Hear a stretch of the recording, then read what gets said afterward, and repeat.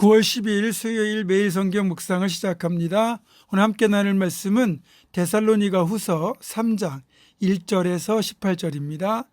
데살로니가 후서 3장 1절에서 18절의 말씀을 제가 봉독합니다.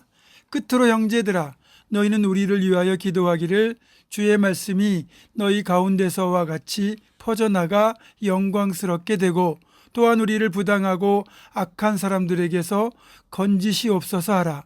믿음은 모든 사람의 것이 아니니라. 주는 미쁘사 너희를 굳건하게 하시고 악한 자에게서 지키시리라.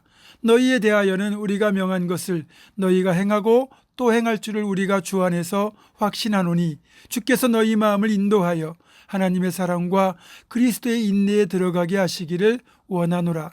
형제들아, 우리 주 예수 그리스도의 이름으로 너희를 명하노니, 게으르게 행하고 우리에게서 받은 전통대로 행하지 아니하는 모든 형제에게서 떠나라. 어떻게 우리를 본받아야 할지를 너희가 스스로 아나니, 우리가 너희 가운데서 무질서하게 행하지 아니하며 누구에게서든지 음식을 값없이 먹지 않고 오직 수고하고 애써 주야로 일함은 너희 아무에게도 폐를 끼치지 아니하려 함이니, 우리에게 권리가 없는 것이 아니요 오직 스스로 너희에게 본을 보여 우리를 본받게 하려 함이니라. 우리가 너희와 함께 있을 때에도 너희에게 명하기를, 누구든지 일하기 싫어하거든 먹지도 말게 하라 하였더니, 우리가 들은즉 너희 가운데 게으르게 행하여 도무지 일하지 아니하고 일을 만들기만 하는 자들이 있다 하니, 이런 자들에게 우리가 명하고 주 예수 그리스도 안에서 권하기를 조용히 일하여 자기 양식을 먹으라 하노라. 형제들아, 너희는 선을 행하다가 낙심하지 말라. 누가 이 편지한 우리 말을 순종하지 아니하거든 그 사람을 지목하여 사귀지 말고 그로 하여금 부끄럽게 하라. 그러나 원수와 같이 생각하지 말고 형제같이 권면하라. 평강의 주께서 친히 때마다 일마다 너희에게 평강을 주시고 주께서 너희 모든 사람과 함께 하시기를 원하노라.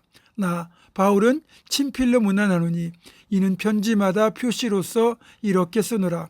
우리 주 예수 그리스도의 은혜가 너희 무리에게 있을지어다. 아멘. 어제 데살로니가 후서 2장에서 임박한 종말론을 잘못 이해한 성도들 가운데 일부가 가르침에서 벗어나 잘못된 삶의 모습을 보이고 있었다고 말씀드렸습니다. 오늘 바울 사도는 데살로니가 3장 6절에서 이런 사람들과 상종하지 말라고 강력하게 권면합니다. 데살로니가 교회 성도들 가운데 일부가 잘못된 종말론에 빠진 것뿐만 아니라 그 중에서 아주 게으르게 행하고 음식을 값없이 먹고 일하기 싫어하는 사람들이 있었다는 사실을 알 수 있습니다. 이런 사람들을 향해 바울은 아주 따끔하게 이런 지적을 하고 있는 거죠. 게으르게 행하고 가르침을 받은 대로 행하지 않는 사람에게서 떠나라고 말하고, 10절과 11절에 보면 일하기 싫어하는 사람은 먹지도 말게 하라고 강력하게 요구하고 있습니다. 소위 무의도식하는 사람들이 있었다는 말인데, 재림이 가까웠다고 이런 짓을 하는 정신 나간 성도들이 간혹 있습니다. 바울 사도는 이런 자들을 권하여 조용히 일하여 자기 양식을 먹으라고 말씀합니다. 중세 교부들이 정한 7가지 대죄가 있습니다. 질투, 나태, 교만, 분노, 정욕, 탐심, 탐욕, 이렇게 총 7가지의 잘못된 태도를 큰 죄로 규정할 정도였거든요. 그 중에서 오늘 본문에는 일하지 않고 게으른 사람, 그리고 무의도식하는 탐식, 이렇게 게으름과 탐식이 나오고 있습니다. 물론 교회 안에 어렵고 힘든 이들, 가난하고 병든 이들이 있다면 교회가 당연히 돕고 보살펴야 하는 건 분명합니다. 그러나 조금은 지혜롭게 진짜 도움이 필요한 사람들과 그저 무의도식하는 사람들을 구별할 필요도 있다는 거죠. 솔직히 우리는 일 안 하고도 먹고 살 수 있는 사람을 부러워합니다. 그런데 여러분, 일을 할 수 있다는 건 오히려 축복임을 알아야 됩니다. 우리가 잘못 알고 있는 것 중에 하나가 노동은 저주다라는 생각입니다. 아담의 범죄로 인하여 하나님은 우리에게 땀 흘리고 수고해야 먹을 수 있을 것이다 라고 말씀하셨는데, 그래서 이런 에덴의 저주로 인해 땀 흘려 일하는 노동을 해야만 생기를 유지할 수 있게 된 걸 보면 노동을 어쩌면 저주라고 생각할 수도 있을 겁니다. 그러나 노동은 저주가 아니라 축복입니다. 본래 아담은 창조 직후부터 에덴에서 동물들의 이름을 지어주는 일, 즉 노동하며 하나님과 교제하며 복되게 살고 있었습니다. 그리고 에덴의 모든 것들을 책임지고 경작하도록 되어 있었습니다. 저주처럼 보이는 노동일 수 있지만 하나님은 우리가 땀 흘려 일하는 걸 통해 오히려 더 건강하고 복되게 살도록 만드셨습니다. 이 사실을 깨달은 수도사들은 노동이 기도요, 기도가 노동이다라고 해석하기까지 했습니다. 한마디로 노동은 신성한 것이라는 뜻입니다. 그래서 일할 수 있다는 것, 땀 흘려 일하는 것은 하나님 안에서 축복이라는 사실을 잊지 말아야 합니다.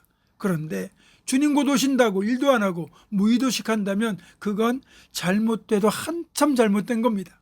바울 사도도 선교라고 하는 하나님께서 맡기신 직분을 감당하면서도 할 수 있으면 일을 해서 선교비와 생활비를 충당하곤 했습니다.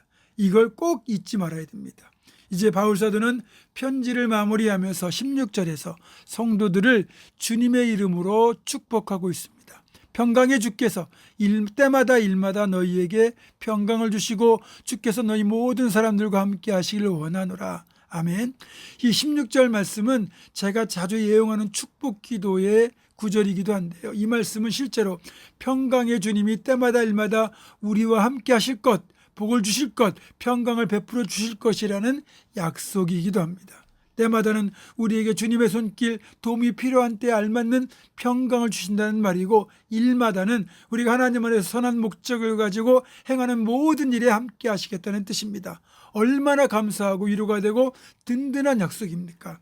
우리가 하는 모든 일, 우리가 필요한 모든 때에 주님이 우리를 돕고 우리와 함께 하신다면 우리 삶에는 진정 하늘로부터 임하는 최고의 평강과 축복이 넘치게 될 것입니다. 다시 정리합니다. 우리가 주님 뜻대로 주님만 바라보고 살아가면 때마다 일마다 주님이 지켜주시고 채워주시고 이끌어 주실 것입니다. 따라서 주님께서 말씀하신 것을 따르자면 우리가 해야 할 일은 먼저 하나님의 나라와 의를 구하는 것이고, 그런 우리를 주님께서 의식주까지 포함하여 책임지실 겁니다. 이런 믿음으로 오늘 하루를 복되게 살아간 우리가 되기를 주님의 이름으로 축원합니다. 기도하겠습니다. 고마우신 하나님, 우리가 일할 수 있음이 감사함을 우리가 잊지 않게 도와주시고, 우리가 맡겨진 자리에서 행복하게 노동과 일을 하며 그렇게 살아가게 하여 주시고, 또 우리가 그렇게 주님의 이름으로 맡겨진 일을 감당할 때 때마다 일마다 도우시는 하나님의 그 손길을 늘 경험하며 살게 하여 주시옵소서. 예수님의 이름으로 기도하옵고, 이제는 우리 주 예수 그리스도의 은혜와 하나님의 사랑과 성령의 교통하심이 내 모든 걸 책임지실 하나님 바라보며 주님 안에서 행할 것을 굳게 결단하는 사랑 모든 성도들, 이들의 삶과 가정과 생업과 앞날과 우리 교회 위에 지금부터 영원토록 함께 하시옵기를 간절히 축원하옵나이다. 아멘.